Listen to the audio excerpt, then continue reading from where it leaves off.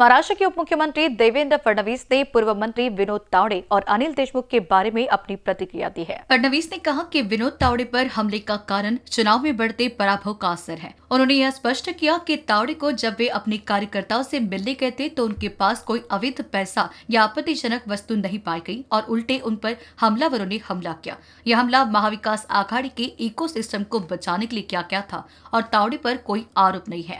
विनोद तावड़े जी का सवाल है, मैंने कल भी स्पष्ट कर दिया, न उन्होंने कोई पैसा बांटा, न उनके पास कोई पैसा मिला। जानबूझकर एक बवाल खड़ा करने का प्रयास किया गया, एक इकोसिस्टम को यूज़ किया गया।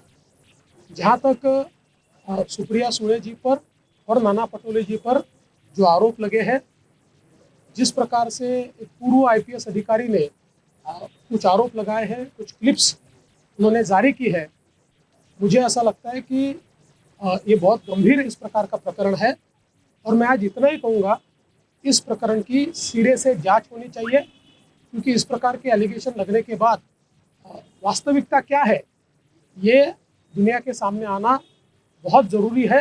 एलिगेशन बहुत सीरियस है, तो इसकी पूरी तफ्तीश हो, इसका पूरा इन्वेस्टिगेशन हो और इन्वेस्टिगेशन करके एक फेयर रिपोर्ट लोगों के सामने आए, ऐसा मुझे लगता है। वहीं अनिल देशमुख पर फडणवीस ने टिप्पणी करते हुए कहा कि वे अपनी गलतियों को छुपाने के लिए एक फिल्मी सीन की तरह बयानबाजी करे हैं। फडणवीस ने ये भी सवाल उठाया कि अगर गोटा दगदार था तो कार की कांच क्यों नहीं टूटी और यह आरोप लगाया गया कि यह पूरी घटना भाजपा को बदनाम करने के लिए एक साजिश थी। फडणवीस ने ये भी कहा कि पवार साहब ने खुद इस मामले को बढ़ावा दिया, लेकिन सत्य अब सामने आ चुका है। त्याच्यावर कालच बोललेलो आहे आणि ते किती फेक आहे हे काल SP आणि आयजींनी जी प्रेस कॉन्फरन्स घेतली आणि पूर्ण घटनाक्रम, त्याचे व्हिज्युअल्स आणि त्याचा एक इम्पॅक्ट ॲनालिसिस हा सगळा सांगितल्यानंतर मी कालच सांगितलं की ही सलीम जावेदची स्टोरी होती।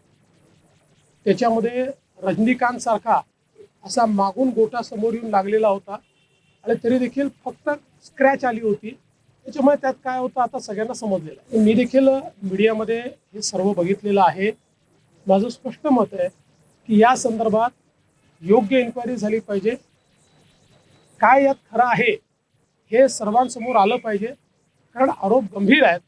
अशा गंभीर आरोपांची सखोल चौकशी होऊन त्यातलं सत्य बाहेर येणं हा जनतेचा अधिकार आहे। NBC न्यूज के लिए अभिषेक पानसे की रिपोर्ट।